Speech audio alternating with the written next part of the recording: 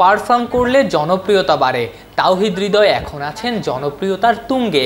BPL মাতিয়েছেন, জাতীয় দলের হয়েও ভালো করেছেন, আর ডিপিএলে তো স্ট্রাইক রেটের দিক দিয়ে অন্যদের সাথে হৃদয়ের পার্থক্য দৃশ্যমান। দর্শকদের আগ্রহেও তাই এই ডানহাতি।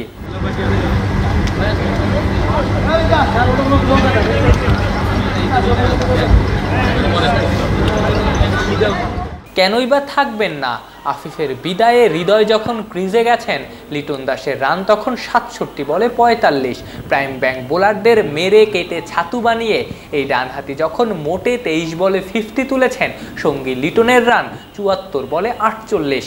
বোঝাই যাচ্ছে শুধু বৈশাখের রোদ না, প্রাইম ব্যাংক পুড়েছে হৃদয়ের তাপেও।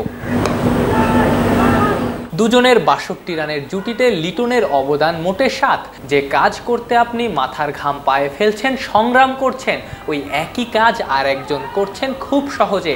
তখনই বোঝা যায় আপনি পার করছেন দুঃসময়। লিটন দাসের বেলায়ও সেটাই হয়েছে।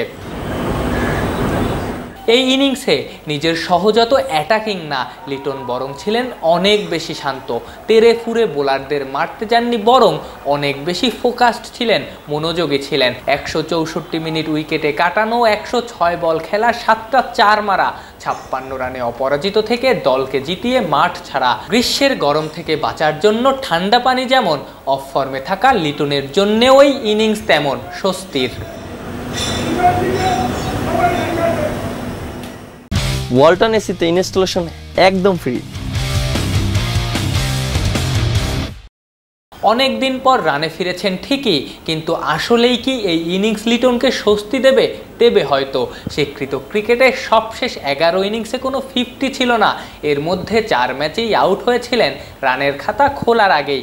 মাত্র ৪ বার পৌঁছেছিলেন ২ অঙ্কে। সেখানে এমন কম্প্যাক্ট ইনিংস, এমন ম্যাচিউর ইনিংস যে কোনো দিনেই প্রশংসা কুড়াবে, স্বস্তি দেবে। আফনান পিয়াল, অলরাউন্ডার।